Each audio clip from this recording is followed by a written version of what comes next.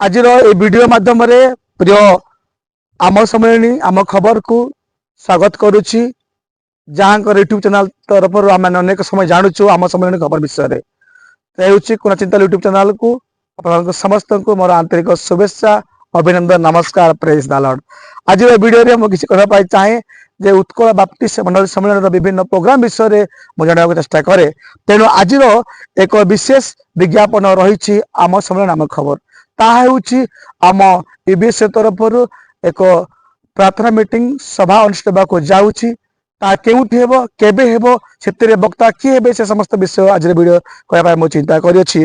तेणु केबे हेबो तर अर्थात चलित मास मे 2024 29-30 तारिख दिन आउ एक प्रार्थना मीटिंग खमाज टांडीगुड़ा ठारे हेबाको जाउछि।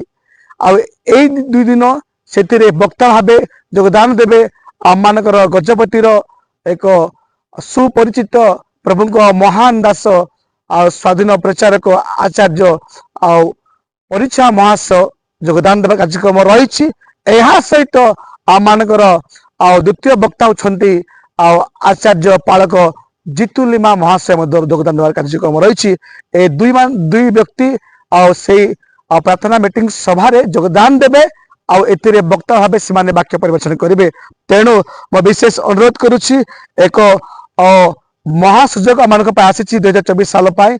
तेणु आसतु आम आपण मैंने बहुत शक्य करे योगदान करी जेपरिकी निजर आत्मिक जीवन अभिवृद्धि सह आशीर्वाद अंश होगा निमंते यह जना करुचु।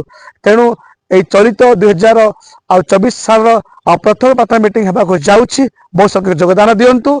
पुणी ये विज्ञापन सम्मेलन भारप्राप्त परिचालक महाशय दीकन लाभवान रावल मुखर यार ऑडियो कॉल बा वीडियो कॉल आम मैंने शुणा जा से घोषणा कर वीडियो को देखा जाऊँगी। तेणु निश्चित भाव यह प्रमाणित होते कौन कल्पित नुहे सब संख्यक आसबे से सुंदर परिवेश मध्य प्रभु गौरव निमंते स्तुति गान कर महिमा करी आनंद परिपूर्ण हेबे।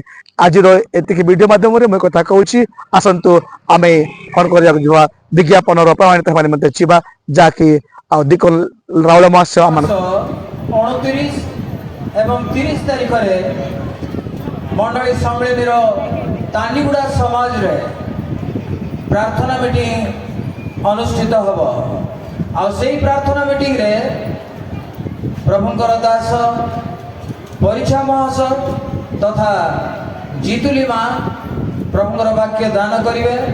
एणु विशेष प्रार्थना करतु सफलता निमंते पुणी आपण माने पूर्ण सहयोग करली उपस्थित मध्य हुअन्तु। चलित मास 29 एवं 30 तारीख में प्रार्थना मीटिंग तांडीगुड़ा समाज रे अनुष्ठित हम। धन्यवाद।